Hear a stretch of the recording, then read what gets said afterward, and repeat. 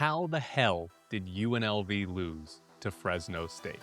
What's up? This is Technically Correct with Tyler Bischoff. On today's show, the Mountain West has a new television deal. Is it any good? It might be bad for your wallet. The Raiders might get a really good defensive coordinator, and the Golden Knights have a new player with a questionable past history.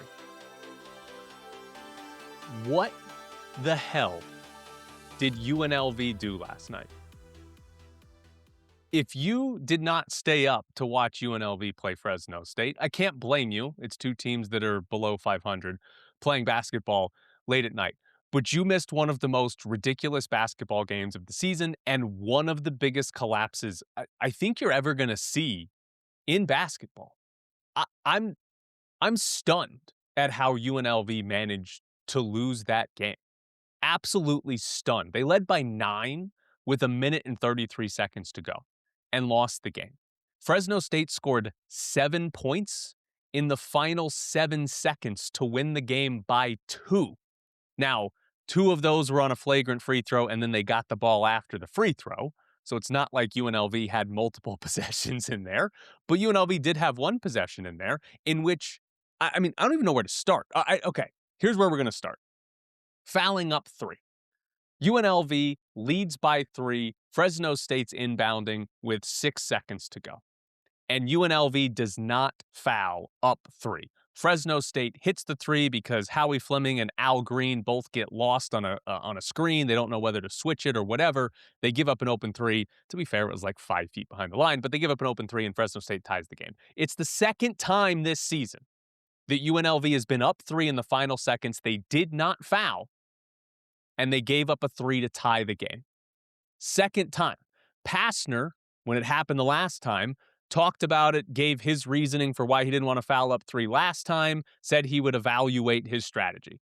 Didn't foul up 3 this time, and it burns him yet again. Bad coaching.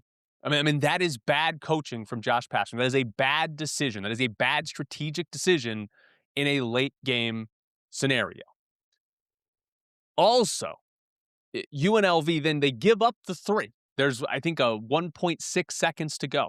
They give up the 3, but they're going to get the ball, right? And we're probably going to overtime, so you got to length of the floor in 1.6 seconds. That's probably not going to happen, but you get the ball. And Howie Fleming, who had a great game. I thought I was going to come on here and tell you how great Howie Fleming was, because he was really, really good last night. Howie Fleming's inbounding, and just one arm, absolutely no control, just heaves the ball all the way down the floor, trying to pass it to Naz Cunningham. Throws it over Cunningham's head. It bounces in play and then bounces out of bounds. Do you know what that means in basketball? If you try to inbound it from under your basket and you throw it straight out of bounds and it doesn't touch anybody, that means the other team gets to inbound it from where you were throwing it in. So now Fresno State doesn't have to go the length of the floor. They have 1.6 seconds to get up a game-winning shot, and they're inbounding right by the basket they need to score on. And guess what they did? They ran a play, and their best player came off a screen and got open and knocked down a jump shot to win the game. Horrendous from Howie Fleming, right? That is both bad coaching because, you can't have your guys just flinging it one arm down the court, make them aware of the situation. But also, what are you doing as a player? If you're Howie Fleming, you've got to know better than that. You cannot put that ball in danger to where nobody touches it, and now Fresno State gets a legitimate chance to win the game. Just horrendous. Again, they led by 9 with 1 minute and 33 to go. UNLV, winning the game, committed 6 fouls in the final minute and 33 seconds of this game. Fresno State was trailing by 9 with 1.5 minutes to go. They got 10 of their points in that comeback from the free throw line. They missed 2 of them. They didn't even make them all. That is unbelievably bad. That is players that are not figuring out the game situation. That is a coaching staff that does not have their players prepared for that situation. Right? And just everything about the end of that game is horrendous. That is as bad as you can choke away a basketball game as I've ever seen. We had a couple of years ago, the 5-point play that Utah State had. That was a freak play. right? And you can complain about the ref and the call and all that. That was like one sort of freak moment. This was terrible for like the last 4 minutes of the game. UNLV just had no interest in playing basketball to close the game out. None whatsoever. Like it is incomprehensible what the hell they just did to end that game. I mean, it is pathetic the way that game ended. They've got guys fouling out of the game while they're up by 5, 6, 7 points with a minute to go. Just get the hell out of the way. I mean, it is, I don't know what to do. I mean, UNLV for the majority of that game played fine. The defense wasn't great, but the offense was really good for basically that entire game. That was a good offensive performance. This was not a disaster performance like New Mexico or Wyoming or even the Nevada game, which wasn't horrible, but was bad. This was not that for, I don't know, 38 minutes of the 40 minutes. But the last two made it look like you've got a coaching staff and players that have never played basketball before. I mean, that's what that looked like to end that game, is guys who just don't know what sport they're playing or coaching. It's, I don't know what, I don't even know how to break anything down from that other than just to tell you that was terrible. Like, that was horrible. That might be worse than losing by 40 points to Wyoming. That might be worse than the blowout loss to New Mexico, the Montana and all the crappy non-conference losses. The way that game ended, what was that? Like, what was that? It's unfathomable what happened. I don't know how many adjectives I can come up with right now to tell you that that's just, it's so horrendous. It's so bad the way that game ended. And I don't know, like, the other games where it's, I don't know, lack of effort or passers not happy or lack of talent, all that, okay. This, I don't know what this was. This is probably the least defensible thing they've done the entire season. Because I don't know how you lost that game. I don't have a clue how UNLV lost that game. It's absolutely insane that they found a way to lose that game. It's ridiculous. If there were draft picks in college basketball, I'd be telling you how great it was because they're going to hire a draft pick. But that doesn't happen in this sport. Normally, I like to compose myself, make some notes. I didn't do that for this because what was that? It's pathetic. It's absolutely pathetic. And to be completely honest, right, this show was going to start with me talking about the Mountain West television deal. We're still going to do that. But the way that game ended, we got to talk about 10 and 11 versus 10 and 11 because that's what that requires. Ultimately, for the entire game, this was absurd. Forget about the ending and how badly UNLV blew it. This game had 62 fouls called, 80 free throw attempts, 7 players fouled out. There were 6 technical fouls, 3 flagrant fouls, 4 more reviews for flagrant fouls that didn't actually get upgraded. 4 times they went to the monitor to check for a flagrant and did not upgrade it to a flagrant on top of 3 flagrants and 6 technicals and 62 fouls called. This is the most absurd refereeing I've ever seen in my life. Like, the amount of fouls called in this game was unbelievable. This basketball game took 2 hours and 56 minutes. College basketball game took 2 hours and 56 minutes because there were so many damn whistles. I mean, I don't know what to tell you guys. I don't know what to tell you. The UNLV, I got to look this one up. UNLV finished this game. These are the players they had on the floor to finish the game because 5 UNLV players fouled out. Howie Fleming, okay, that's a normal starter. He had a good game. AJ Green, he's in the rotation. He comes off the bench, but doesn't play that much. Jacob Benarby, he passed or benched him in the second half until they ran out of players. Jalen Cunningham, who I believe this was the 4th game he's played in this year. And then Naz Cunningham, who played 7 minutes and has basically been out of the rotation except for the last 2 games. UNLV finished this game without a point guard on the floor. Granted, they don't really have one on the roster, but the top 2 guys to play point guard both fouled out. And so UNLV finished this game without either of them on the floor. And just a lineup of one starter, like two true rotation guys, and then two guys that are not in the rotation, one that doesn't play at all. Like if this game had gone to overtime, UNLV was a foul away from having to finish the game with 4 players. Because Nas Cunningham had 4 fouls, and they didn't have any guys left on the bench. They're playing with 11 active, 11 healthy guys, right? Nas Cunningham, if that goes to overtime, Hedebrier doesn't hit the shot to win the game at the end. If they go to overtime, Nas Cunningham picks up a foul. UNLV finished that game with 4 players.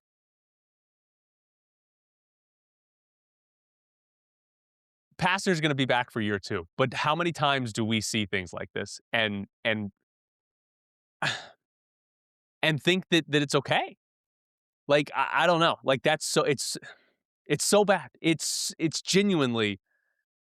It's so bad how that game ended. I cannot believe that UNLV lost that game. I cannot believe how they lost that game. Like, the other thing to point out from a player perspective, right? The whole reason that Fresno State was able to have the 7 points in the final 6 or 7 seconds there is UNLV's up 3 with the ball and like 10 seconds left. And on the inbound, Al Green smacks a guy in the back of the head. Now, it wasn't like hey, I'm going to slap this guy in the back of the head. He's trying to like get away from him, but he swim move, head height, hits the guy right in the back of the head. So what you had happen is UNLV got to shoot 2 free throws because the refs didn't catch it in real time because they weren't very good last night. So UNLV got to shoot 2 free throws to go up by 5. But then Fresno State got 2 from the flagrant and the ball, and that's when they hit the 3 when Passer didn't foul up 3. So you had, I mean, in the final 10 seconds, you had a UNLV player while up 3 with the ball commit a flagrant foul. You had a coaching staff decide not to foul up 3, and then they blow a screen, defending a screen, and give up an open shot. And then you had a guy chuck the ball the length of the court so that Fresno State gets to inbound it under their own basket. All of that happened in the final 10 seconds of this basketball game. What are we doing? What's going on? I don't know where. I don't even know where we go. Like that is as bad of a look as you can have for a coaching staff and for a team. It really is. It's as bad of a look as you can actually have. Like it's.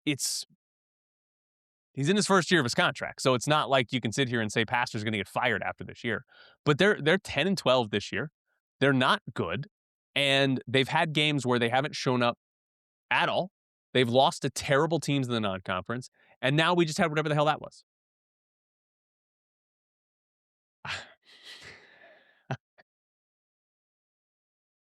Can I tell you a little bit about the game? Does it matter? Howie Fleming was good. UNLV's offense was actually attacking space better than they have the entire year. They spaced the floor pretty well because they didn't play with a center.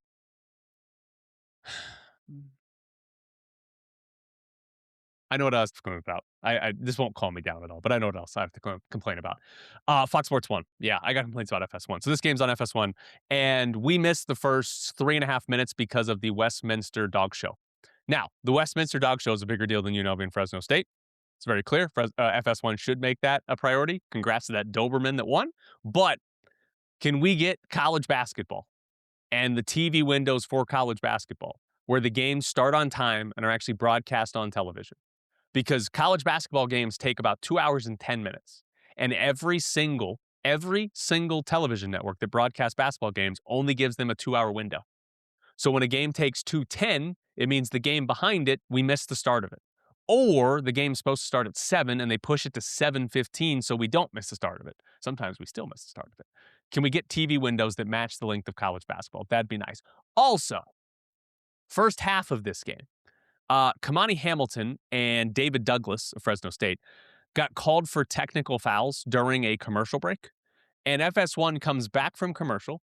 They tell us there was double technical fouls, but then they never show us a replay as to why these two got technical fouls. What are we doing as a broadcast? Technical fouls got called and we just don't show what happened? Get it together. All right. I don't know. I don't know what to do. We're going to talk about the television deal and other stuff. So yeah, here we go. The Mountain West announced their new media rights deal yesterday. The Mountain West starting next year is losing. Boise State, San Diego State, some other members, UTEP, Northern Illinois are coming in. The conference is going to be worse, right? The Pac-12 and the Mountain West are going to be two different conferences instead of one conference. Can we say that enough to shame them into becoming one conference? Because it's the most obvious sentiment that the Mountain West and Pac-12 should be one conference. It'd be a good conference. Instead, they decided to split into two, and it's not that good. But uh, the Mountain West starting this next football season, and it'll carry over for all the other sports, but starting this next football season, you're going to be on CBS Sports Network still. That's sort of been the mainstay for the Mountain West. Fox Sports networks are still going to be around. It'll mainly be FS1, some FS2, and a little bit of Fox. The Mountain West Championship football game will be on Fox. Again, the CW is coming into play as the third partner. So you will have games on the CW. So we're going to have to find that channel. And then the rest will be online. We'll get to that part in just a minute because the most important part of all of this is how much money are the schools in the Mountain West getting paid from this television deal. If you look across college sports, one of the biggest factors for the acceleration of money getting paid to players, money getting paid to coaches, and honestly, just the way college football has shifted with realignment is these television contracts. The Big Ten and the SEC, their media rights deals pay their teams close to $70 million, if not over $70 million every season. That is why those two have sort of separated from the rest of college football. And then the ACC and the Big Ten, or excuse me, the Big 12 are in the second tier that I want to say the Big 12 is up to 30 million and the ACC is behind them. But they're sort of in the second tier. And then everybody else is just sort of chasing, can we get to 10 million or close? But the Mountain West deal is not great, but not terrible. Like it could have been worse. The Mountain West announced their television deal yesterday. The Mountain West did not announce how much money they're getting from it. However, Gloria Nevarez, the Mountain West commissioner, did tell The Athletic that the legacy members, so the UNLVs, the New Mexicos, the Nevadas, the Air Force, they are not going to get less than $3.5 million per year. That is the same amount those schools have been getting on the current television deal. So they're not taking a hit with this new television deal. She did not say how much new members are getting. Sounds like less than $3.5 million for UTEP and Northern Illinois. So we'll see exactly how that plays out or if we ever find out that exact number. But we can safely say that UNLV will be getting $3.5 million per year. Now, it's bad because as time goes on, these deals are supposed to go up, not stay the same. Staying the same is basically like going backwards. So 3.5 million, while it's not a decrease, is kind of a decrease given that it's been 7 or 8 years since they signed the last deal. But UNLV should get more in the future. Depending on how this lawsuit is settled, they'll get more media rights deals when the Pac-12 poaching fees come in, and they're supposed to get the $20 million extra once these poaching and exit fees come in. So money-wise, UNLV is going to get more than $3.5 million as long as the Pac-12 doesn't somehow completely win that court battle. But it's still not good. The comparison, though, to make is to the Pac-12 because that's sort of the head-to-head competition that you're going to have. So however long these conferences last, we're going to compare them head-to-head, right? We're going to do it with how many teams they get in the NCAA tournament. We're going to do it with college football playoff bids. Everything about these conferences is going to be compared. We don't know the Pac-12's dollar amount. And technically, we don't know the Mountain West either. We just know that UNLV and others are not going to get less than $3.5 million. But we don't know the Pac-12's dollar amount. They have not announced that. Their commissioner has not come out and told The Athletic, hey, this is a ballpark number, anything like that. We've had different reporting. Somebody tweeted at me that John Canzano said it was probably going to be between $7 and $8 million for Pac-12 money to each school each year, which is obviously more than $3.5 million. But we don't really know what that is. But that's where this comparison is going to be. And how much money UNLV gets from the poaching fees factors into all of this. But if we're just strictly looking at money, I think the right way to look at this is the longer the Mountain West and Pac-12 coexist, and UNLV is in the Mountain West, the worse it is that they chose to stay in the Mountain West. Because most likely, the Pac-12 is always going to get higher media rights deals, right? And if it's 3.5 to 7, that's double it, right? But it's almost always going to be more for the Pac-12 than the Mountain West. So the longer it goes on, the more money UNLV will have left on the table. If these two conferences only exist for another 4 or 5 years, then UNLV might actually end up making more money because of the poaching fees and all of that. Or, and the obvious goal for UNLV is if they get to the Big 12 in the next 4 or 5 years, then none of this matters because then you made it into the club. I don't think that's going to happen, but if they do, then it doesn't really matter which conference they chose to stay in for 2026 and 7 because your goal is to get to the power conference. So the longer it goes on, the worse decision is to stay in the Mountain West. Short term, it's probably going to work out fine for UNLV. Now, this is the bad part, though, for fans. Mountain West is going to have games on CBS Sports Network. They're going to have games on FS1, FS2, and 1 or 2 will be on Fox. And then the CW, right? Those are going to be your 3 places to watch UNLV and other Mountain West teams on television. But they are not going to show every Mountain West home game. All of UNLV's basketball games will not be on one of those 3 channels. They're going to have to be somewhere else. And that somewhere else is online, which is what it's been like in the past, the Mountain West Network. But there's a big difference now this year. The Mountain West Network, starting in the fall, is going to be a subscription service. Right now, when a lot of UNLV's non-conference basketball games, most non-conference home basketball games in the Mountain West, are on Mountain West Network, and it's free. You just pull up their website, or they have an app. I got an app on my Roku TV, right? You just pull it up, and that's where you watch it. It's free. Starting next year, you're going to have to pay for it. Mountain West did not say how much they were going to offer this for. If it's $5 a month, that's a big difference than if it's like 30. I guess it's probably going to be 15, 12, probably not 20, but you're going to have to pay for this. And that sucks because you are now adding an extra bill to anybody who's a fan of a Mountain West school. And it's not going to be an insignificant amount. Football should probably be fine, right? Like a non-conference game against an FCS team is probably going to be online and you're going to have to pay for the streaming service to watch it.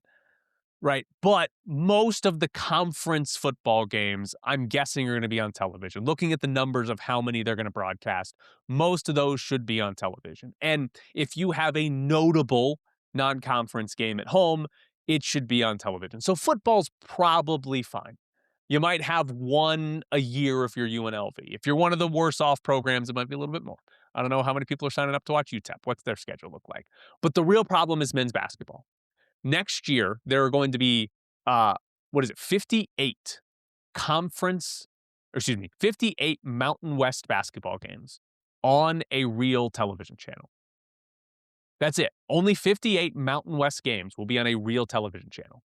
There are going to be 90 conference games. When you throw in the non-conference home games, which fall under this package, we're going to get to about 130 or 140 games that this television package is supposed to cover. 58 of them are on television. We're talking about 2/3 of Mountain West home basketball games.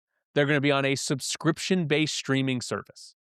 Next year, when UNLV, almost all of their non-conference home games will be behind a paywall.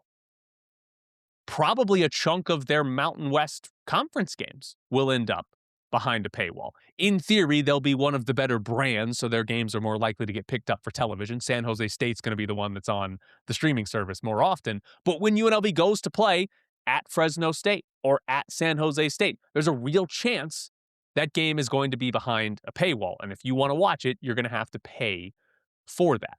That's brutal. We're talking about 60%, maybe 2/3 of the games this conference plays next year behind this subscription streaming service.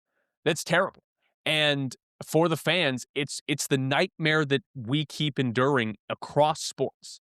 The good thing about the Mountain West over the last decade if not more, is that if you had a cable or direct TV, maybe YouTube TV now, that was the only thing you had to pay for, right? You either got the games there on your television or they were for free on the Mountain West Network. You only had to pay one time, one thing you had to buy to watch UNLV or Nevada or any of these schools in the Mountain West.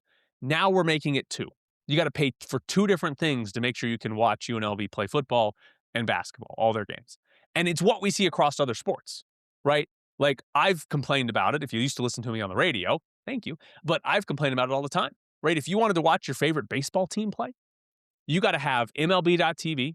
You also have to have a cable service because if they play in one of the teams in your area, you're blacked out on MLB.TV. You've got to have Apple TV for Friday night games. You had to have Roku for Sunday morning games, which is now going to be Peacock. Like, it was wild how much you had to do. And that's the same for all of our sports. The NFL is putting games on Netflix and Peacock, right? Amazon Prime. And you also have to have cable. It's what all of the professional sports are doing, and now it's happening in the Mountain West as well. UNLV plays Fresno State next year on the road. Two teams that are barely 500 or under 500. Neither one's going to the NCAA tournament. How many people are paying for a subscription service, a streaming service to watch that game? How many people are going to watch that? It's not going to be many. UNLV can't even get people to show up for their home games.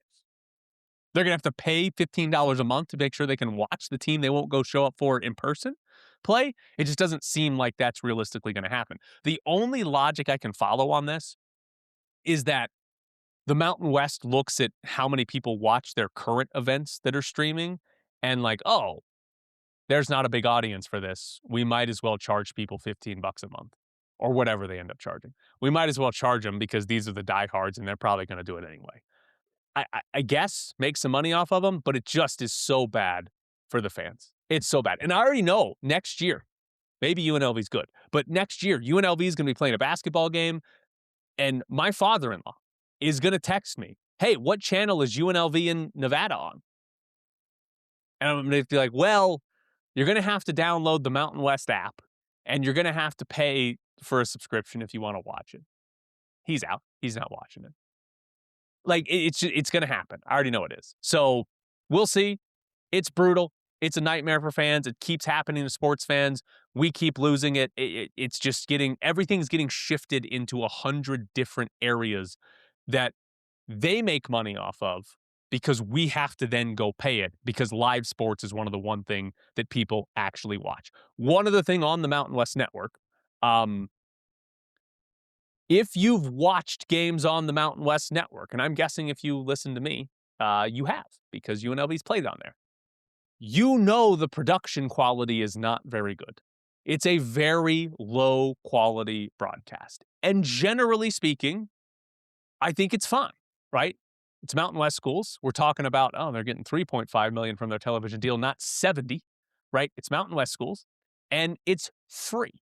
Right? A lot of them, it's just the radio broadcast with like one or two cameras that we get. Okay, like that's fine.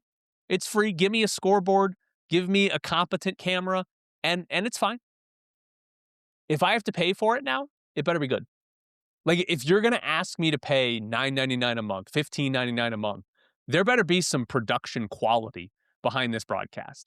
Like, and we better not have basketball games where we're cutting away to the camera from under the basket while the ball's in play and somebody's trying to drive for a layup and now I can't see them anymore because you cut to a different camera angle. Like, we better have good production quality if you're going to be charging money for us to watch these games. If they roll out the same quality we've had in the past for the Mountain West Network and now put it behind a $15.99 a month, that's a disaster. And that is absolutely not going to work. So there's your television deal, and there's my thoughts on it. I hate the streaming service part of it. The money part, it's confusing with the Pac-12 lawsuit and how much money everybody's actually going to get because who knows. But the $3.5 million is not a great number for the conference. Battle Blast, been serving Las Vegas since June 2012 with the very best in family entertainment. We are proud to provide the best facility, equipment, and service possible. Strap on laser tag vests, step into the 5,600 square foot two-story arena designed to look like a worn-torn city street. An exciting atmosphere filled with exhilarating music, blacklight effects, and fog. Battle Blast also features a viewing deck for those not playing can watch players vest up and catch a view of the action going on in the arena. In between games, check out our arcade and prize center and enjoy tasty treats from our snack bar. Birthday parties, sports teams, group outings, and corporate events. Battle Blast does it all. We want to make your Battle Blast experience so good you'll want to return again and again. Battle Blast is the ultimate destination for family fun and friendly competition.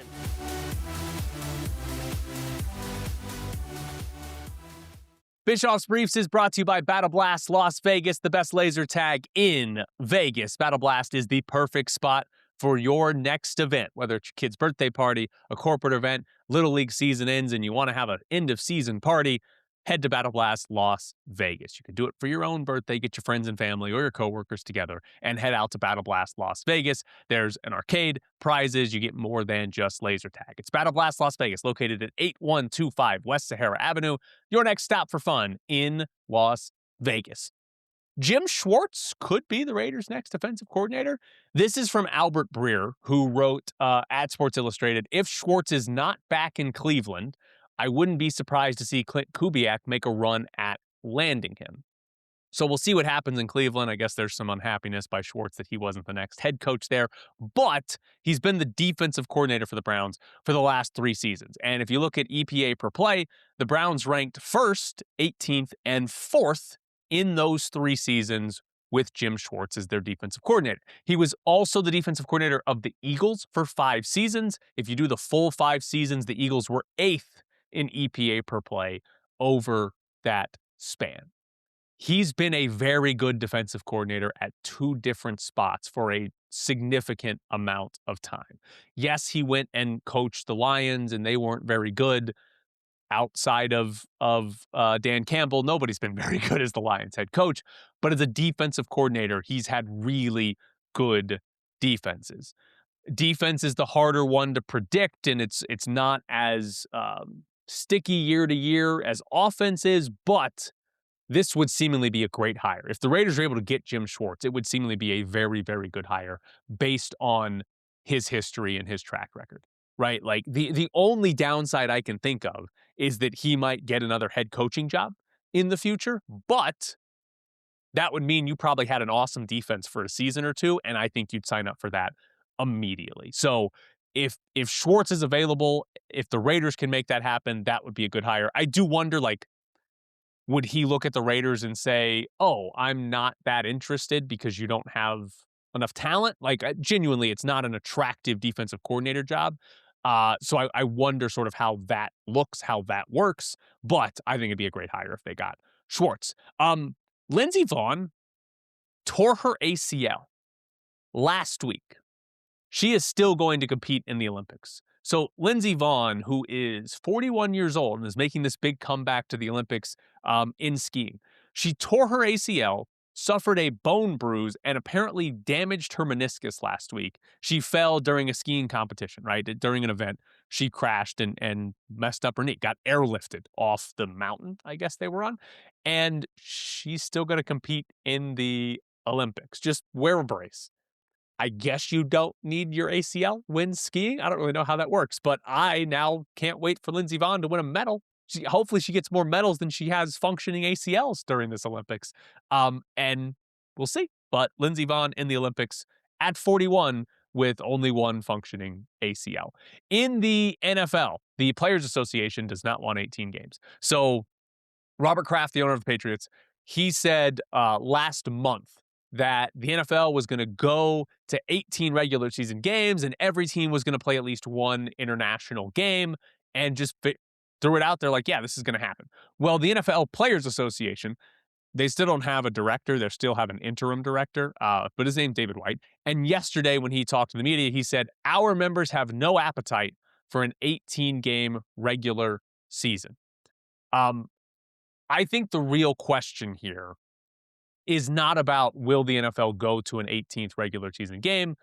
because I think they will be playing an 18th regular season game sometime in the near future. I think the real question here is, what do the players get back? What do they get in return for putting an 18th game on the schedule? Because that's something the owners want, because the owners will make more money off of that. It's something the players don't want because it's more chances to get injured and all of that, but something the players are probably going to be willing to give up if they can get something else back. So how is that used as leverage in some sort of a negotiation? Also in the NFL, the Giants hired Matt Nagy as their offensive coordinator. He had been the Chiefs offensive coordinator for the last few seasons. So we're going to see Matt Nagy and Jackson Dart.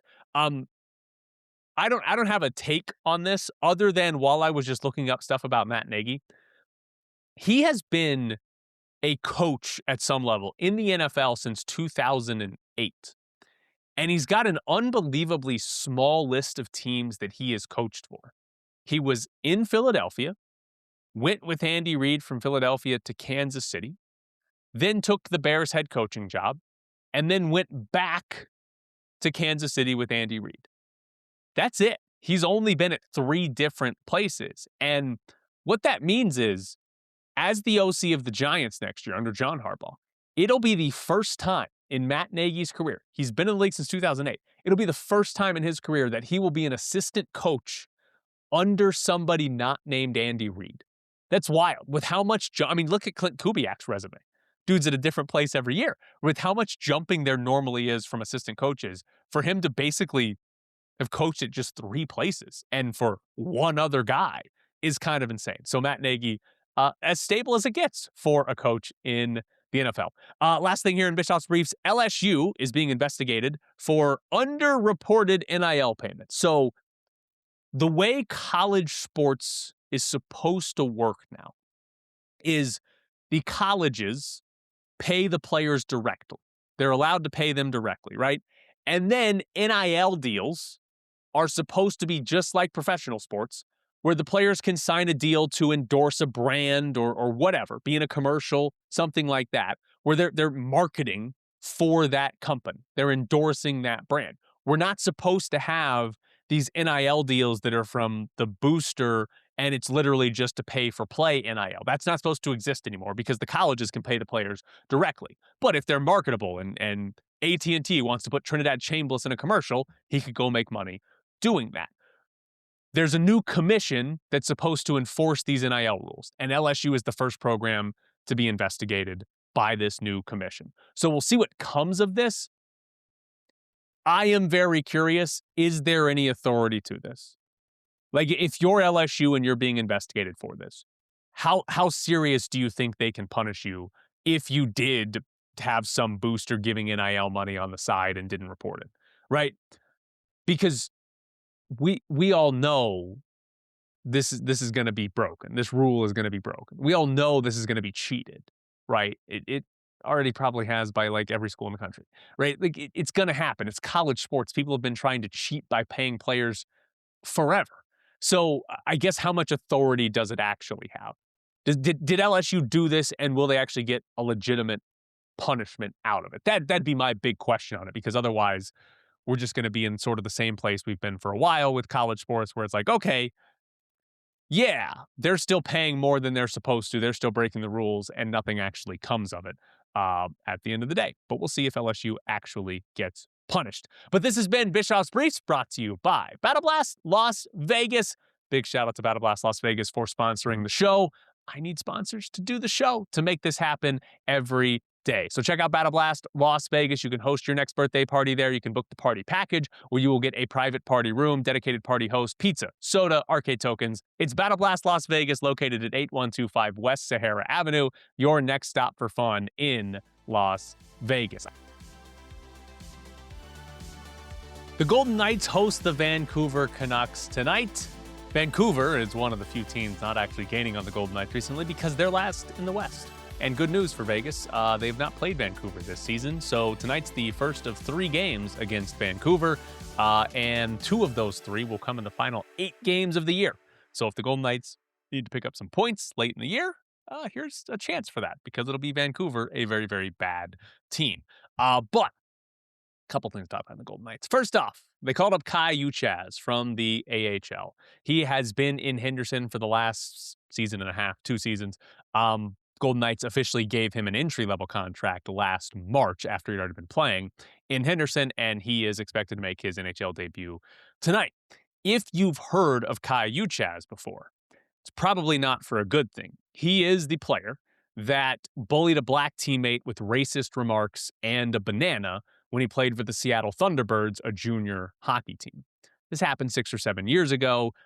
He was released from the Seattle Thunderbirds. He did get signed by a different junior team. I think he missed an entire season after that, and then ended up in the AHL with Henderson. If you're keeping track, in the last year and a half, the Golden Knights have drafted Trevor Connolly in the first round, a player who posted a swastika to Snapchat, signed Kai Uchaz, a player that racially bullied a teammate, and then signed Carter Hart, a player who just got out of a sexual assault trial, which he was not guilty. Should you care as a fan? That's up to you, right? I'm not going to be the morality police for fans, right? As I said with Carter Hart, he's eligible to play in the NHL. Someone's going to sign him. You don't have to. As a fan, you do not have to feel bad that your team signed Carter Hart. You can feel bad. That can be something that takes you away from the game or the team or the sport, whatever it is. You can absolutely feel bad, but you don't have to, because across sports, these players get signed over and over, and guys get second and third and fourth chances, whether they deserve it or not, right? Like that happens in sports. And if you're going to be a sports fan, it's going to be really, really hard to say, oh, I'm going to cheer for a team and they better sign everybody who is a great human being. Otherwise, you're going to have a hard time cheering for a team. But this is the part that I will keep in mind. It's not about the fans, and it's not about any of these three players. It's simply about the organization. Because the Golden Knights talk about their morals and their ethics and how professional they are, right? And character and how important all that is. They've done that as an organization. You don't get to do that, right? If you're the team that's always first in line to sign the player with character issues because, oh, this could be a cheap way to acquire a little bit better talent, you don't get to then tell us about your morals and your ethics and your core values and your professionalism. No, like you don't get to preach that when you don't put that into action when it comes to adding players to your team. So that's the only thing from it that I think that at least like would bother me, is when the Golden Knights do try to hold up these core values and get on a high horse about how great of an organization they are, when they don't have an issue signing players with questionable, with bad, it's not even questionable, he had a banana and used that to bully a teammate, character issues in their past.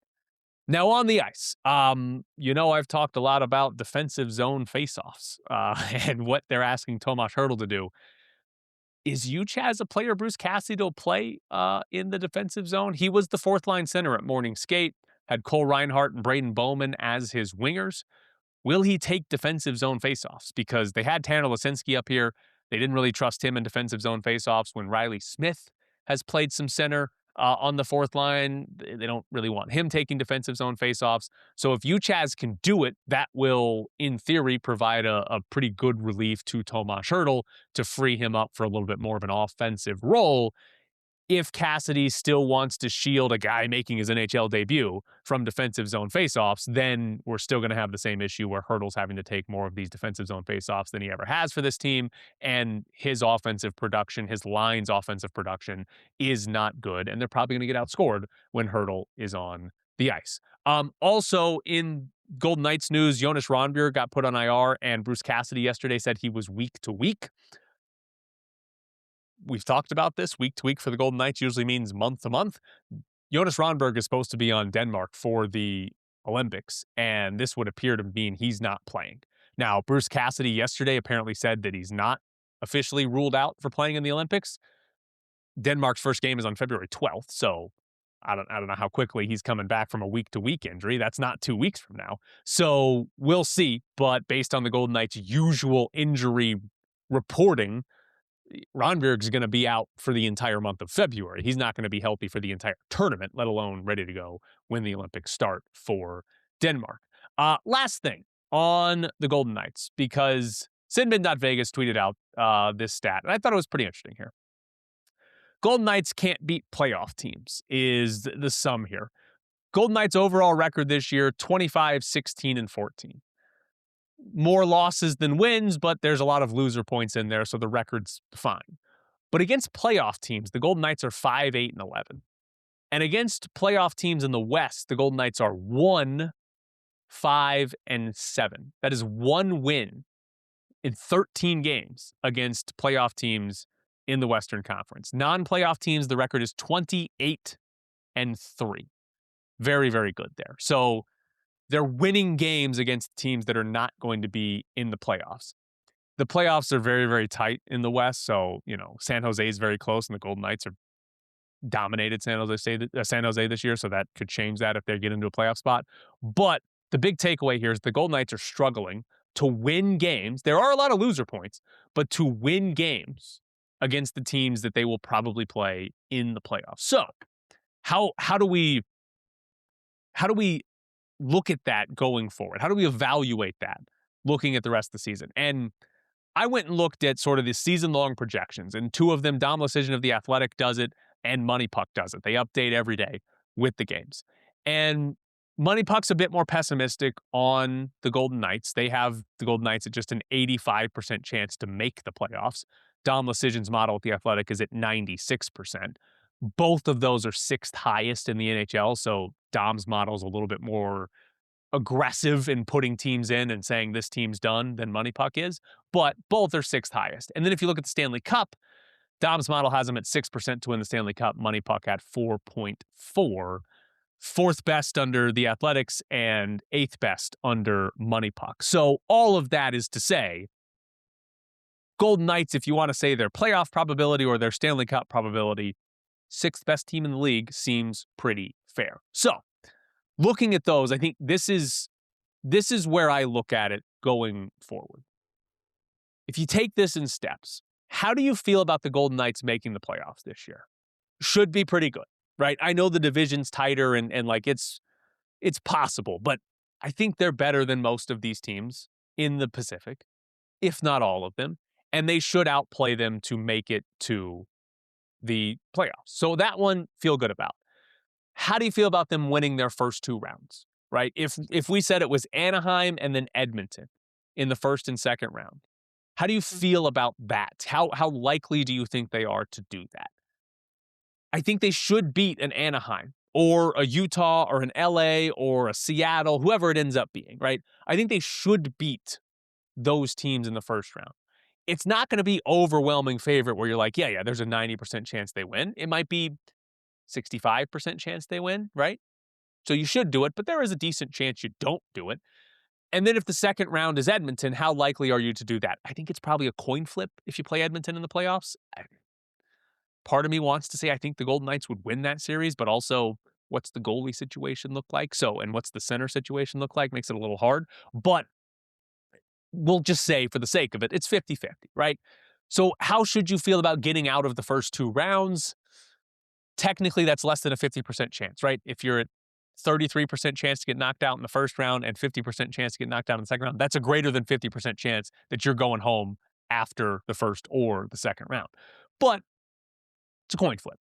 Conference finals, though, if you're playing Colorado or Dallas or Minnesota, not a great feeling if you get that far to winning that series. And then if you get past them and you're playing in the Stanley Cup against Tampa, Carolina, maybe somebody surprised comes out of the East. It's a good conference. Could be somebody surprised. You probably don't feel great about that either. So that's how I look at it in terms of, okay, what do you expect from this team? Make the playoffs? Yes. Win the first round series? Probably. Win the second round series? Feels like a coin flip. And then anything after that feels unlikely.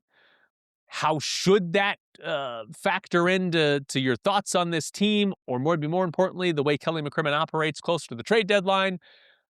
I don't know. I don't think it's a Stanley Cup winning team. They're losing a lot of games. I know they're in overtime, but they're losing a lot of games. I don't think it's a Stanley Cup winning team despite being close, right? Kind of close in that regard. But it's just interesting to see how much they've struggled against playoff teams, given that that's who you're going to have to beat in the postseason. But this has been Technically Correct. Thank you so much for tuning in.